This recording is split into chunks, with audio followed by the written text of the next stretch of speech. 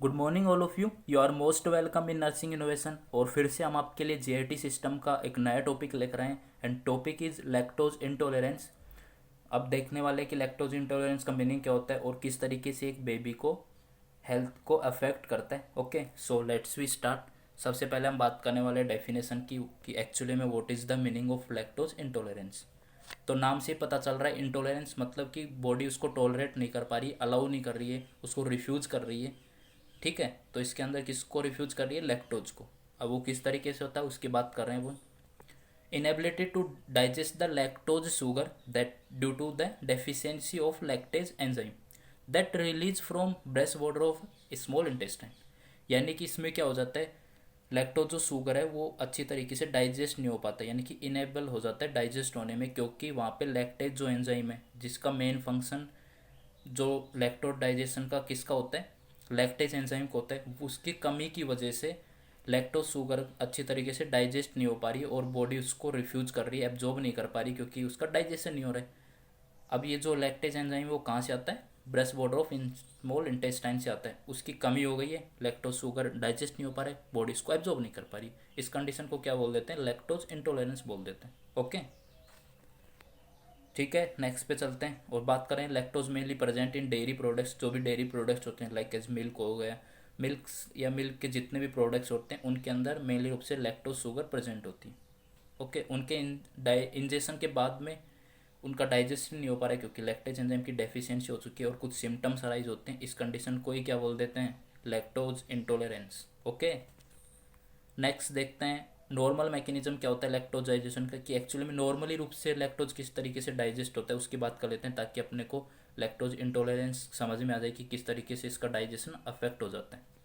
ठीक है, सबसे पहले जैसे ही बेबी कोई भी लैक्टोज को इनटेक करता है, कोई भी प्रोडक्ट यानी कि जैसे कि मिल्क वगैरह इंटेक कर लिया, उसके अंदर लैक्टोज शुगर प्रेजेंट होगी। तो लैक्टोज जैसे ही बॉडी के अंदर जाता है तो क्या होगा, उसका ब्रेक डाउन हो जाता है बाई लैक्टेज। जो लैक्टेज एंजाइम के द्वारा उसका ब्रेक डाउन होता है जैसे वो स्मॉल इंटेस्टाइन में पहुंचता है। अब स्मॉल इंटेस्टाइन में लैक्टेज रिलीज होता है, वो क्या कर देता है? लैक्टोज को ब्रेक डाउन करता है। और किस में करता है?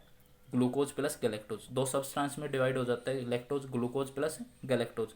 एंड देन उसके बाद क्या होता है, उसका एब्जॉर्प्शन हो जाता है ब्लड में, उसके बाद then absorb in the blood. तो इस तरीके से नॉर्मल डाइजेशन होता है। अब यहाँ पे क्या है, लैक्टेज एंजाइम एब्सेंट है, तो लैक्टोज जैसे ही जाएगा जीआईटी के अंदर और स्मॉल इंटेस्टाइन के अंदर, वो ब्रेक डाउन नहीं होगा किसमें? ग्लूकोज एंड गैलेक्टोज में, और एब्जॉर्ब नहीं हो पाएगा। तो इस तरीके से ये कौन सी कंडीशन डेवलप हो जाती है? लैक्टोज इंटॉलरेंस की कंडीशन डेवलप हो जाती है। ठीक है, चलो नेक्स्ट पे चलते हैं, फैक्टर्स की बात कर लेते हैं। कौन कौन से फैक्टर्स हैं जिनकी वजह से बॉडी के अंदर लैक्टेज एंजाइम की डेफिशिएंसी हो जाती है, वो रिलीज नहीं हो पाता है breast border of small intestine से। तो प्राइमरी कोज की बात करें तो प्राइमरी कोज हो गए जेनेटिक, कुछ जेनेटिक्स फैक्टर्स होते हैं जो पेरेंट्स से ट्रांसफ़र होते हैं, वो हो सकते हैं, या हेरिडेटरी कोज बोल सकते हैं इनको।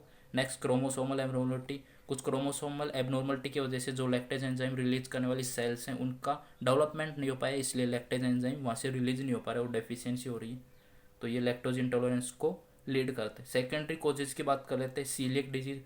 अब सीलियक डिजीज क्या होती है, क्योंकि वहाँ सीलियक डिजीज के अंदर क्या होता है, जो विलाई वगैरह डैमेज हो जाती है, उनके डैमेज होने की वजह से क्या होगी, वहाँ पे लैक्टेज एंजाइम भी रिलीज नहीं हो पा रहा है क्योंकि वहाँ की सेल भी डैमेज होती है ऑटोइम्यून रिएक्शन की वजह से। तो क्या होगा, लैक्टेज की डेफिशिएंसी आ जाती है। नेक्स्ट है क्रोन्स डिजीज़। ये क्या होती है, ये एक आईबीडी इन्फ्लामेटरी बाउल डिजीज़ होती है। इसके अंदर इन्फ्लामेशन हो जाता है स्मॉल इंटेस्टाइन का, जिस कारण से वहाँ से लैक्टेज एंजाइम रिलीज करने वाली सेल्स क्या हो जाती है, इन्फ्लाम्ड हो जाती है। उसके बाद वो लैक्टेज एंजाइम को रिलीज नहीं कर पाती है और इस तरीके से क्या हो जाती है, लैक्टेज एंजाइम की डेफिशिएंसी हो जाती है, that lead the lactose intolerance. Okay, तो ये फैक्टर्स हो गए जो लैक्टोज इंटॉलरेंस को लीड करते हैं। नेक्स्ट वन बात करने वाले हम पैथोफिजियोलॉजी की, किस तरीके से लैक्टोज इंटॉलरेंस क्रिएट होता है। ओके, किसकी वो प्रोसेस क्या है, जिस जिस तरह से वो लैक्टोज इंटॉलरेंस होता है उस प्रोसेस को समझने की कोशिश करते हैं, और वो क्या है, पैथोफिजियोलॉजी की बात करने। कुछ इटियोलॉजिकल फैक्टर्स की वजह से लैक्टेज एंजाइम की डेफिशिएंसी हो गई है बॉडी के अंदर। ठीक है, अब जैसे ही कोई बेबी उसके बाद लैक्टोज इंटेक कर देगा, यानी कि कोई भी डेयरी प्रोडक्ट्स यानी कि मिल्क वगैरह इंटेक करते हैं, तो उसका ब्रेक डाउन नहीं हो पाता किसमें? ग्लूकोज एंड गैलेक्टोज में। अब ग्लूकोज और गैलेक्टोज में ब्रेक डाउन नहीं होगा, लैक्टोज का लैक्टोज वहीं पे रखा हुआ है स्मॉल इंटेस्टाइन में। तो क्या होगा, ये स्मॉल इंटेस्टाइन में जाएगा, उसके बाद वहाँ पे डाइजेशन नहीं हो पाएगा, तो वो आगे की ओर चला जाएगा। मीन्स लार्ज इंटेस्टाइन में चला जाएगा, और वहाँ पे जो लार्ज इंटेस्टाइनल जो बैक्टीरिया होते हैं उनके साथ रिएक्शन करने लग जाते हैं। ठीक है, जैसे लार्ज इंटेस्टाइन में जाएगा उसके बाद इंटेस्टाइनल बैक्टीरिया एक्टिवेट हो जाएंगे और उसका क्या कर देंगे, फर्मेंटेशन कर देते हैं। फर्मेंटेशन क्या होता है, मेटाबॉलिक प्रोसेस होती है जो किसी भी सब्सटेंस के अंदर केमिकल चेंज प्रोड्यूस कर देती है किसी भी ऑर्गेनिक सबस्ट्रेट के अंदर। अब यहाँ पे क्या करेंगे, बैक्टीरिया उस लैक्टोज के साथ रिएक्शन करेंगे और उसका फर्मेंटेशन कर देंगे, उसके अंदर केमिकल चेंजेस प्रोड्यूस कर देंगे। ओके, और उसके बाद क्या क्या चीज़ें देखने को मिलती है, then gas formation abdominal distension create हो जाता है, और इसे ही क्या बोल देते हैं, लैक्टोज इंटॉलरेंस बोल देते हैं।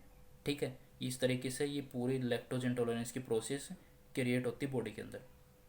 ओके, नेक्स्ट बात कर लेते हैं। अब आपको लाइव सिचुएशन दिखाते हैं किस तरीके से लैक्टोज बॉडी के अंदर इनटेक करने के बाद किस तरीके से स्मॉल इंटेस्टाइन में पहुंचता है, किस तरीके से नॉर्मल रूप से इसका डाइजेशन होता है, बट लैक्टोज इंटॉलरेंस की कंडीशन में, लैक्टेज एंजाइम की डेफिशिएंसी में किस तरीके से ये गैस फॉर्मेशन या एब्डोमिनल डिस्टेंशन जैसी प्रॉब्लम क्रिएट करता है। ओके, सो जैसे ही कोई baby dairy products like as milk को इंजेस्ट करता है, इनटेक कर लिए, और उसके बाद इसके अंदर जो भी सब्सटेंस थे ये नॉर्मली कंडीशन में, अब नॉर्मल कंडीशन की बात कर रहे हैं कि नॉर्मली कंडीशन में किस तरीके से डाइजेशन होता है लैक्टोज का, तो नॉर्मली क्या होगा, ये ब्रश बॉर्डर पाए जाते हैं स्मॉल इंटेस्टाइन के अंदर। अब जो भी बेबी ने मिल्क इनटेक किया है उसके जो भी सब्सटेंस है वो स्मॉल इंटेस्टाइन में पहुंचते हैं। जैसे ये स्मॉल इंटेस्टाइन में पहुंचते हैं तो यहाँ से क्या होगा, लैक्टोज शुगर भी पहुंचेगी, ये लैक्टोज शुगर आ रही है जैसे आप देख पा रहे हैं, जो ये आपस में दो चीज़ें जुड़ी हुई हैं, ग्लूकोज और गैलेक्टोज आपस में जुड़ के क्या बनाते हैं, लैक्टोज। ये तो ग्लूकोज हो गया रेड कलर का, एंड देन ऑरेंज कलर क्या है, ग्लूकोज, वो गैलेक्टोज। रेड कलर गैलेक्टोज और ये ऑरेंज कलर क्या है, ग्लूकोज है। ये जैसे ही पहुंचता है तो ब्रश बॉर्डर पे ये क्या है, लैक्टेज एंजाइम है, ये क्या करेंगे, इसको डाइजेस्ट करते हैं, नॉर्मल कंडीशन की बात कर रहे हैं। तो जैसे ये पहुंच गया स्मॉल इंटेस्टाइन में, ये लैक्टेज एंजाइम आएगा, इंटेस्टाइनल लैक्टेज, और इसको ब्रेक डाउन कर देगा किस में, दो सब्सटेंस में, क्योंकि दो चीज़ों से मिलकर बना है, गैलेक्टोज एंड ग्लूकोज। अब जैसे ही इनको ब्रेक डाउन करता है ये दोनों अलग अलग हो जाएंगे, देखो कैसे खुश हो गई, ठीक है हम अब अलग अलग हो चुके हैं, अब हम जाएंगे ब्लड के अंदर, और फिर ये चले जाते हैं ब्लड के अंदर। ठीक है, इस तरीके से पूरे ब्लड के अंदर चले जाते हैं, और ये नॉर्मल मैकेनिज्म होता है लैक्टोज डाइजेशन का और एब्जॉर्प्शन का। अब लैक्टेज डेफिशिएंसी हो चुकी है उस कंडीशन की बात करते हैं। जैसे ही आएगा लैक्टोज बॉडी के अंदर तो कुछ बैक्टीरिया, कुछ एंजाइम तो होते, थोड़ा बहुत लैक्टेज तो प्रेजेंट रहता है, वो ब्रेक डाउन कर देता है कुछ जो लैक्टोज है उसको ग्लूकोज एंड गैलेक्टोज में, बट जो बाकी का है वो डाइजेस्ट नहीं हो पाएगा, वो कहाँ चला जाएगा, अब लार्ज इंटेस्टाइन की ओर मूव कर जाता है। देखो कैसे रोने लग गई है, हमें क्यों नहीं तोड़ा, मतलब कि हमें रिलीज क्यों नहीं किया गया ताकि हम ब्लड के अंदर जाते। ओके, तो अब ये लार्ज इंटेस्टाइन के अंदर जा रहे हैं और वहाँ पे इनका खात्मा होने वाला है और सामना होने वाला है किनसे, जो लार्ज इंटेस्टाइनल बैक्टीरिया उनसे। अब ये इसका फर्मेंटेशन कर देंगे, इनकी हालत ख़राब कर देंगे यहाँ पे जाके, और इस तरीके से इनका फर्मेंटेशन कर देते हैं, मार मार के इनकी हालत ख़राब कर देते हैं, और गैस फॉर्मेशन क्रिएट हो जाता है। जैसे ही गैस फॉर्मेशन होगा तो एब्डोमिनल डिस्टेंशन देखने को मिलेगा, एब्डोमिनल क्रैम्प्स वगैरह इस टाइप के सिम्टम्स अराइज होने लगते हैं बेबी के अंदर। तो इस तरीके से बेबी फील करने लगता है स्टोमक के अंदर, या जो अपना जीआईटी ट्रैक्ट के अंदर गैस डिस्टेंशन हो गया, एब्डोमिनल डिस्टेंशन हो गया, एब्डोमिनल क्रैम्पिंग की कंडीशन देखने को मिलती है, और इस तरीके से एक लैक्टोज इंटॉलरेंस की कंडीशन डेवलप होती है। ओके, आई थिंक अब आपको अच्छी तरीके से समझ में आ गया होगा कि किस तरीके से लैक्टोज इंटॉलरेंस की कंडीशन अराइज होती है, डेवलप होती है। ठीक है, चलो नेक्स्ट पे लेके चलते हैं आपको, और नेक्स्ट बात करने वाले सिम्टम्स की कि कौन कौन से सिम्टम्स देखने को मिलेंगे किसी को लैक्टोज इंटॉलरेंस हो चुका है। तो आपको प्रोसेस समझ में आ चुकी है किस तरह से लैक्टोज इंटॉलरेंस होता है, तो सिम्टम्स निकालना बहुत ही आसान होता है। तो सिम्टम्स मेनली रूप से कब दिखाई देंगे, जैसे ही अभी किसी ने डेयरी प्रोडक्ट यानी कि अभी दूध पिया उसके 30 मिनट बाद देखने को मिल जाते हैं। अगर किसी के अंदर लैक्टोज इंटॉलरेंस की प्रॉब्लम हो चुकी है तो सिम्टम्स कब देखने को मिलेंगे, after 30 minute of injection of dairy products. Okay, first symptom होगा एब्डोमिनल क्रैम्प्स। जो एब्डोमिनल क्रैम्प्स होंगे due to the gas formation या माल एब्जॉर्प्शन, क्योंकि वहाँ पे गैस फॉर्मेशन हो रहा है, फर्मेंटेशन की प्रोसेस हो रही है, तो क्या होगा, एब्डोमिनल क्रैम्प्स देखने को मिलेंगे, यानी कि एब्डोमिनल पेन क्रिएट होगा, अंदर ब्लोटिंग वगैरह देखने को मिलती है। Next abdominal distension due to the gas formation. Okay, flatus का फॉर्मेशन होता है, फ्लेटस देखने को मिलता है, यानी कि गैस पास आउट होने लगती है जीआईटी ट्रैक्ट से। तो अब ये गैस फॉर्मेशन क्यों हो रहा है, क्योंकि वहाँ पे बैक्टीरिया वो लैक्टोज के साथ फर्मेंटेशन कर रहे हैं उनका और गैस फॉर्मेशन कर रहे हैं, इस कारण फ्लेटस भी देखने को मिलेगा। ओके, नेक्स्ट सिम्टम की बात कर रहे हैं डायरिया, क्योंकि फर्मेंटेशन और माल एब्जॉर्प्शन की वजह से वहाँ पे एब्जॉर्प्शन नहीं हो पा रहा है चीज उसका लैक्टोज वगैरह का, तो वहाँ पे वाटरी जो स्टूल का फॉर्मेशन हो जाता है एंड डायरिया की कंडीशन देखने को मिलती है। Next nausea and vomiting, nausea vomiting देखने को मिलता है क्योंकि वहाँ पे एब्डोमिनल क्रैम्प्स हो रहे हैं एंड डिस्टेंशन हो रहा है, एब्डोमिनल का गैस फॉर्मेशन हो रहा है, तो ये किसको लीड कर देंगे, नोजिया एंड वोमिटिंग को लीड करते हैं। ठीक है, तो इस तरीके की सिम्टम्स देखने को मिल रहे हैं किसी के अंदर, तो that indicate the lactose intolerance. Okay, चलो नेक्स्ट पहले चलते हैं आपको डायग्नोस्टिक इवैल्यूएशन की बात करें कि किस तरीके से डायग्नोस करेंगे, कौन कौन से टेस्ट परफॉर्म करते हैं लैक्टोज इंटॉलरेंस को डिटेक्ट करने के लिए।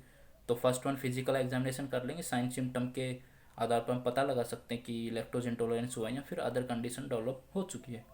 नेक्स्ट सिम डायग्नोस्टिक की बात कर रहे हैं, वो हाइड्रोजन ब्रेथ टेस्ट होता है, ये मेन टेस्ट होता है। इसके अंदर क्या करते हैं, ये लगभग 1.5 से 2.5 घंटे ले लेता है पूरा कंप्लीट रूप से अपना रिजल्ट शो करने में।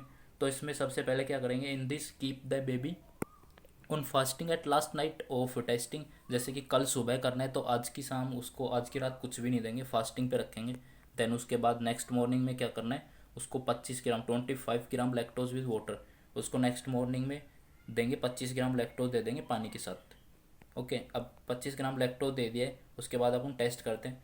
अगर उसके बाद कुछ टाइम बाद यानी कि 1 से 1.5 से 2.5 घंटे बाद अगर हाइड्रोजन गैस का फॉर्मेशन हो रहा है, अगर हाइड्रोजन गैस के लिए चेक करेंगे, अगर वहाँ पे एंजाइम एब्सेंट है तो क्या होगा, हाइड्रोजन गैस का फॉर्मेशन होगा, क्यों, वहाँ पे बैक्टीरिया फर्मेंटेशन कर देंगे। अब लैक्टेज एंजाइम एब्सेंट है तो वो क्या होगा, एब्जॉर्प्शन नहीं हो पाएगा, ब्रेक डाउन नहीं हो पाएगा, तो लार्ज इंटेस्टाइन में चले जाएंगे, वहाँ पे बैक्टीरिया उनका फर्मेंटेशन करके गैस प्रोड्यूस कर देते हैं, हाइड्रोजन गैस मेनली रूप से। Okay, that indicate the lactose intolerance baby को हो चुका है। ओके, इस तरीके से हाइड्रोजन ब्रेथ टेस्ट परफॉर्म कर देते हैं। ठीक है, चलो नेक्स्ट डायग्नोस्टिक की बात कर लेते हैं। ब्लड ग्लूकोज लेवल चेक करते हैं, और ये किस तरीके से करते हैं, first fasting blood glucose level check कर लेते हैं बेबी का, उसको नोट कर लेंगे। उसके बाद क्या करेंगे, लैक्टोज दे देंगे बेबी को, यानी कि डेयरी प्रोडक्ट्स दे देंगे कुछ भी, या सीधा लैक्टोज दे देंगे। उसके बाद अगेन चेक करेंगे ब्लड ग्लूकोज लेवल। अब इसके अंदर दो कंडीशन हो चुकी है, या तो ब्लड ग्लूकोज लेवल बढ़ चुका है, अगर ब्लड ग्लूकोज लेवल बढ़ चुका है तो किसको इंडिकेट करता है, नॉर्मल कंडीशन को, मतलब कि लैक्टोज ब्रेक डाउन हो रहा है और ग्लूकोज बॉडी के अंदर एब्जॉर्ब हो पा रहा है। तो जैसे एब्जॉर्ब होगा तभी तो ब्लड ग्लूकोज लेवल बढ़ेगा, अगर एब्जॉर्ब हो रहा है मतलब नॉर्मल कंडीशन है, सारी प्रोसेस नॉर्मल हो रही है, डाइजेशन हो रहा है, एब्जॉर्प्शन हो रहा है। बट नेक्स्ट कंडीशन डेवलप होती है, अगर ब्लड ग्लूकोज लेवल बढ़ नहीं रहा है ग्लूकोज देने के बाद भी, यानी कि लैक्टोज देने के बाद भी, तो किसको इंडिकेट करेगा, लैक्टोज इंटॉलरेंस को, क्योंकि वहाँ पे डाइजेशन नहीं हो पा रहा है, डाइजेशन नहीं हो पा रहा है तो एब्जॉर्प्शन नहीं हो पा रहा है। अगर एब्जॉर्प्शन ही नहीं होगा तो ब्लड ग्लूकोज लेवल कैसे बढ़ेगा, अगर नहीं बढ़ रहा है वैसा का वैसा जितना था, that indicate the lactose intolerance. ठीक है, चलो अब मेन चीज़ पे चलते हैं। अगर किसी को लैक्टोज इंटॉलरेंस हो चुका है किसी बेबी को, तो उसका मैनेजमेंट क्या करना है, as a health care worker अपने को क्या क्या रेस्पॉन्सिबिलिटी निभानी है। तो फर्स्ट रेस्पॉन्सिबिलिटी रहेगी उसको डेयरी प्रोडक्ट्स अवॉइड करने, किसी को अगर हो चुका है लैक्टोज तो उसको डेयरी प्रोडक्ट्स अवॉइड ही कर देने, उसको नहीं देना जब तक कि वो कंडीशन ठीक ना हो जाए। और अगर डेयरी प्रोडक्ट्स उसको दे भी रहे हैं तो उनको लैक्टेज एंजाइम वगैरह के साथ में देना है। और नेक्स्ट जो मैनेजमेंट रहेगा वो रहेगा कैल्शियम और विटामिन डी की टैबलेट देंगे, क्योंकि कैल्शियम का बॉडी के अंदर डेफिशिएंसी हो जाएगी, because dairy products contain calcium that not absorb due to lack of lactase. अब लैक्टेज एंजाइम की डेफिशिएंसी हो चुकी है लैक्टोज इंटॉलरेंस की कंडीशन में। अब जैसे ही वो मिल्क वगैरह डेयरी प्रोडक्ट ले रहा है, वहीं में उसी के अंदर होते हैं सबसे ज़्यादा कैल्शियम डेयरी प्रोडक्ट्स के अंदर, तो उनका एब्जॉर्प्शन डाइजेशन नहीं हो पा रहा है, तो कैल्शियम की कमी आ जाएगी बेबी की बॉडी के अंदर। तो इसलिए हमें कैल्शियम और विटामिन डी की टैबलेट देनी है, या फिर सप्लीमेंट प्रोवाइड करना है, ताकि कैल्शियम की कमी ना आए, बोन वीकनेस वगैरह की कंडीशन अराइज ना हो जाए बेबी के अंदर। ठीक है, नेक्स्ट इंटरवेंशन बात करें, अगर उसको अपन लैक्टोज दे ही रहे हैं क्योंकि विटामिन डी वगैरह या फिर कैल्शियम वगैरह की कमी ना जाए, मेनली रूप से कैल्शियम की कमी ना जाए वो बॉडी के अंदर, तो लैक्टेज एंजाइम रिप्लेसमेंट करते हैं। जैसे ही 30 मिनट बाद जैसे उसको लैक्टोज देना है या मिल्क वगैरह उसको फीडिंग वगैरह करवानी है, तो उससे 30 मिनट पहले क्या कर देंगे, लैक्टेज एंजाइम रिप्लेसमेंट कर देंगे, ताकि जब भी वो फीडिंग करे या मिल्क इंजेस्ट करे तो वो लैक्टेज एंजाइम लैक्टोज का डाइजेशन करवा दें अच्छी तरीके से और एब्जॉर्प्शन में हेल्प करवाएं। ठीक है, नेक्स्ट बात करें provide small and frequent dairy products with lactase enzyme. अगर देना भी है तो अगर कोई डेयरी प्रोडक्ट्स दे रहे हैं तो वो थोड़ा थोड़ा थोड़ी अमाउंट में देना है with the lactase enzyme tablet के साथ, ताकि वो लैक्टेज वहाँ पे अंदर जाके लैक्टोज का ब्रेक डाउन करवा सके, डाइजेशन करवा सके और एब्जॉर्प्शन करवा सके। तो ये मेन मैनेजमेंट परफॉर्म करना है लैक्टोज इंटॉलरेंस किसी बेबी को हो चुका है तो। ठीक है, ओके। सो आज का सेशन यहीं पे ख़त्म होता है। चलो फिर, wish you very all the best and thanks for watching.